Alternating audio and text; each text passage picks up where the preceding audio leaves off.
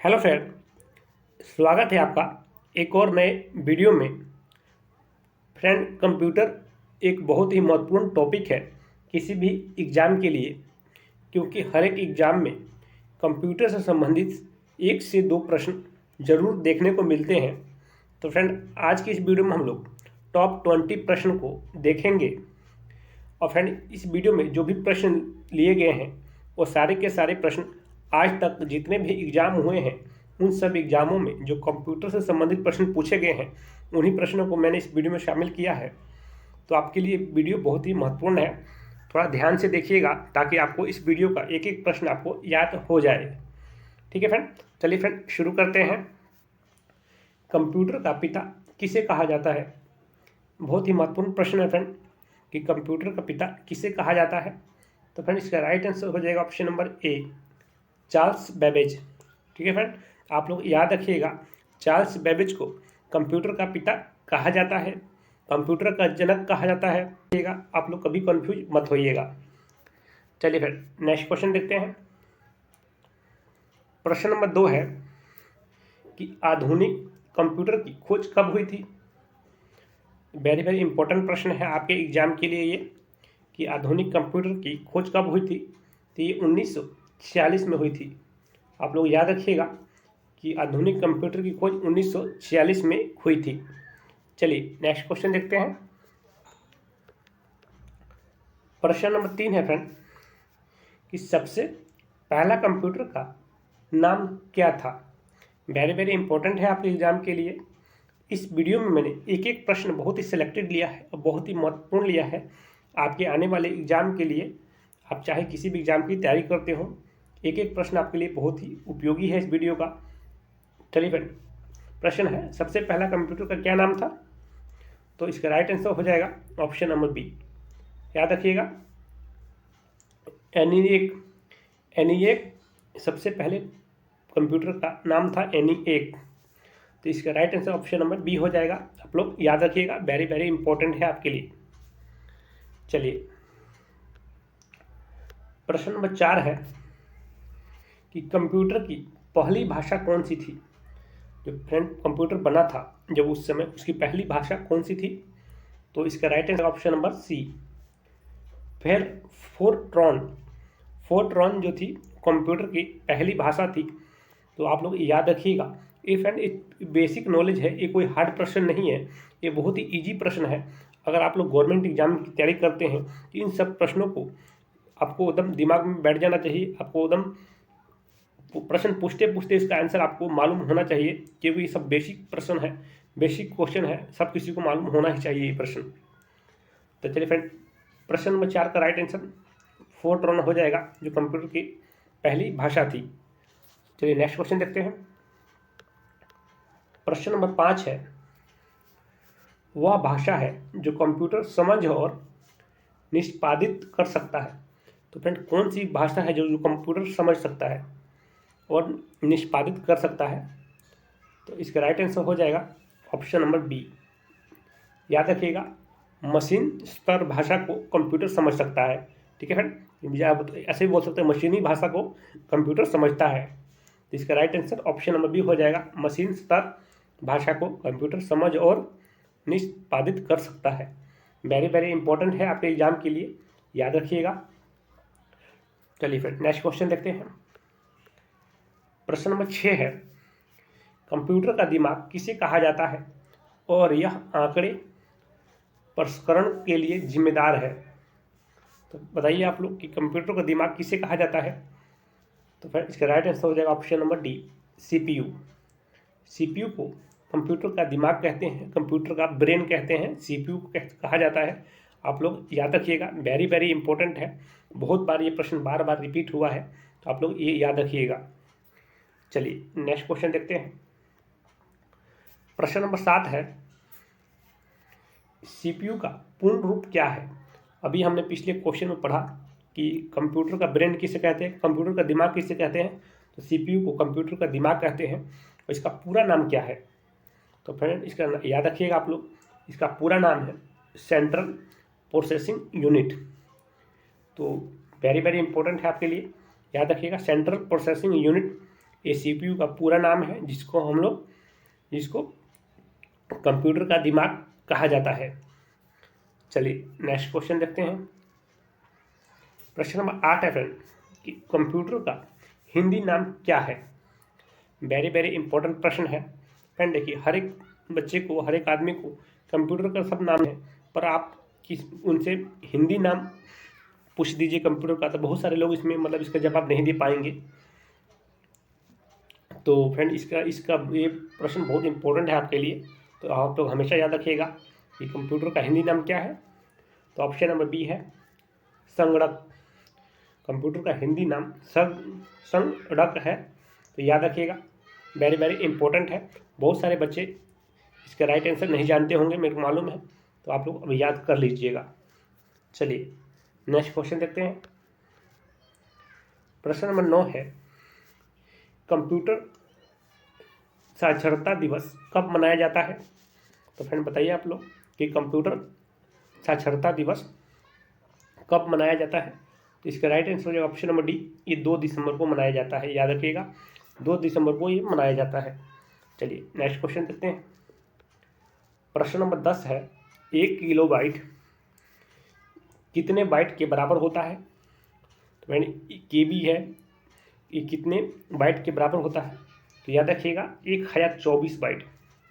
1 kilobyte 1024 bite के बराबर होता है। वेरी इंपॉर्टेंट है, याद रखिएगा।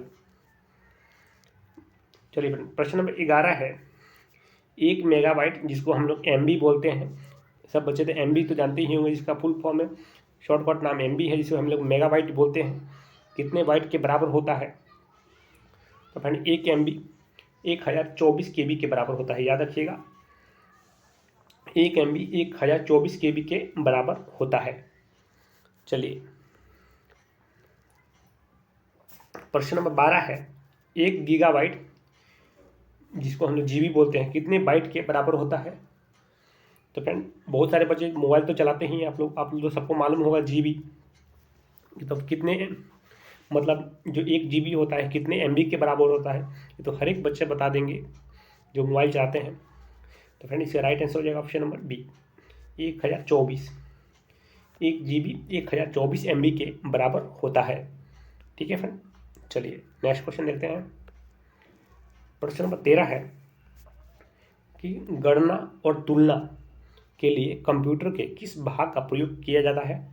कंप्यूटर में हम लोग गणना और तुलना करते हैं, कंप्यूटर के किस भाग का प्रयोग, उसके लिए किस भाग का प्रयोग किया जाता है। वेरी वेरी इंपॉर्टेंट है आपके लिए, तो याद रखिएगा ऑप्शन नंबर सी ALU का प्रयोग किया जाता है गणना और तुलना करने के लिए। तो इसका right answer option number C हो जाएगा। वेरी वेरी इंपॉर्टेंट है, याद रखिएगा। चलिए फ्रेंड क्वेश्चन नंबर 14 देखते हैं। कंप्यूटर को सूचना किसे कहा जाता है। कंप्यूटर में जो सूचना कहा जाता है वो किसे कहा जाता है।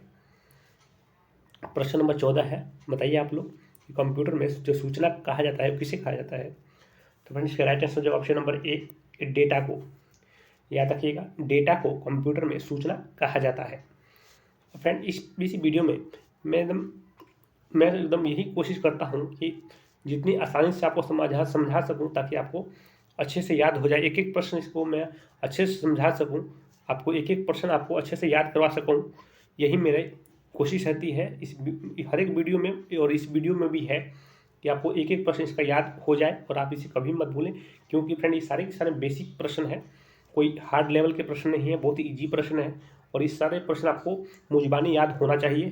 ठीक है फ्रेंड इस टोटल में आपको 3 भाग में इसका 3 भाग लाऊंगा। ये पहला भाग है, 3 भाग लाऊंगा, टोटल 60 प्रश्नों का भाग लाऊंगा। अगर आपने 60 प्रश्न याद कर लिए तो आपको एग्जाम में 2 नंबर, 1 से 2 नंबर आराम से, इन 60 प्रश्नों में से 2 नंबर आराम से आपको किसी भी एग्जाम की आप तैयारी करते हो उसमें से मिल जाएंगे। ठीक है, तो 2 पार्ट और लाऊंगा। ये पहला पार्ट है। वीडियो अच्छा लगा फ्रेंड लाइक जरूर कर दीजिएगा। चलिए प्रश्न नंबर 15 देखते हैं कि प्रमुख मेमोरी किसके समन्वय से कार्य करती है। जो प्रमुख मेमोरी है वो किसके समन्वय से काम करती है। तो फ्रेंड इसका राइट आंसर हो जाएगा ऑप्शन नंबर डी, CPU के। ठीक है, तो याद रखिएगा इसका right answer option number D हो जाएगा CPU के। ऑप्शन नंबर डी CPU, जिसको हम लोग कंप्यूटर का दिमाग बोलते हैं, और इसका फुल फॉर्म है सेंट्रल प्रोसेसिंग यूनिट। ठीक है फ्रेंड, तो याद रखिएगा ऑप्शन नंबर डी इसका एकदम करेक्ट आंसर हो जाएगा। चलिए प्रश्न नंबर 8 है कि माइक्रो प्रोसेसर जो कंप्यूटर का मस्तिष्क होता है उसे कहा जाता है। तो माइक्रो प्रोसेसर जो कंप्यूटर का मस्तिष्क होता है उसे क्या कहा जाता है फ्रेंड? तो इसको ऑप्शन नंबर बी हो जाएगा, इसको माइक्रो चिप कहते हैं। फ्रेंड उसे माइक्रो चिप भी कहा जाता है, तो आप लोग याद रखिएगा। चलिए नेक्स्ट क्वेश्चन देखते हैं। नंबर 17 है, कंप्यूटर द्वारा प्रोड्यूस किया गया परिमाण है। तो फिर बताइए आप लोग, कंप्यूटर द्वारा प्रोड्यूस किया गया परिणाम कौन सा है, परिमाण कौन सा है? तो इसका राइट आंसर हो जाएगा ऑप्शन नंबर सी, आउटपुट। इस कंप्यूटर द्वारा प्रोड्यूस किया गया परिमाण आउटपुट है। तो आप लोग हमेशा याद रखिएगा, वेरी इंपॉर्टेंट है, वेरी वेरी इंपॉर्टेंट है आपके एग्जाम के लिए। ठीक है फ्रेंड, और फ्रेंड मैं यही रिक्वेस्ट करूंगा, थोड़ा वीडियो को ध्यान से देख लीजिएगा। अगर एक बार में आपको प्रश्न याद ना हुआ हो, वीडियो को दोबारा एक बार चला कर देख लीजिएगा। आपको 5 से 10 मिनट का समय लगेगा देखने में इस वीडियो को, पर फ्रेंड इसने में आपको इस 1 से 2 प्रश्न आपको आराम से एग्जाम में मिल जाएंगे। तो फ्रेंड बेशक आपको एक बार में समझना है तो वीडियो को दोबारा देख लीजिएगा और याद कर लीजिएगा। मैं नहीं चाहता हूँ फ्रेंड आप जो टाइम अपना वीडियो को देखने में दिए हैं वो आपका टाइम बर्बाद हो। आपने जो टाइम इस वीडियो को देखने के लिए दिया है उससे कुछ फ़ायदा हो आपका, उससे कुछ लाभ आपको मिले, आपको सारे के सारे प्रश्न याद हो जाए, मैं यही चाहता हूँ। तो आप लोग ध्यान दीजिएगा इस बात को। चलिए नेक्स्ट क्वेश्चन देखते हैं। प्रश्न नंबर 18 है, इनपुट का आउटपुट में रूपांतरण किया जाता है। तो बताइए फ्रेंड कि जो इनपुट का आउटपुट में रूपांतरण कैसे किया जाता है? तो फ्रेंड इसके राइट आंसर हो जाएगा ऑप्शन नंबर बी, इस CPU के द्वारा किया जाता है। इनपुट का आउटपुट में रूपांतरण है ये CPU के द्वारा किया जाता है। ऑप्शन नंबर बी एकदम करेक्ट आंसर है इसका, याद रखिएगा। चलिए नेक्स्ट क्वेश्चन देखते हैं। कंप्यूटर को किस प्रकार की बुद्धि की संज्ञा दी गई है? स्टार मार्क लगा लीजिए, वेरी वेरी इंपॉर्टेंट प्रश्न है आपके एग्जाम के लिए। ठीक है फ्रेंड, कि जो कंप्यूटर को किस प्रकार की बुद्धि की संज्ञा दी गई है? तो फ्रेंड्स के राइट आंसर हो जाएगा ऑप्शन नंबर बी, कृत्रिम बुद्धि की संज्ञा दी गई है। तो आप लोग याद रखिएगा ऑप्शन नंबर बी एकदम करेक्ट आंसर हो जाएगा इसका। चलिए नेक्स्ट क्वेश्चन देखते हैं। फ्रेंड प्रश्न नंबर 20 है, मानव मन तथा कंप्यूटर में किसकी गति अधिक है? तो मानव का जो मन है और कंप्यूटर में किसकी गति अधिक है? तो फ्रेंड इसका राइट आंसर आपको कमेंट सेक्शन में बताना है। अगर आप इसका राइट आंसर बताइएगा ज़रूर, कि अगर आप जानते हो तो, चाहे नहीं भी जानते हो, गलती सही चाहे सही जो भी हो, अपना आंसर एक बार ज़रूर बताइएगा।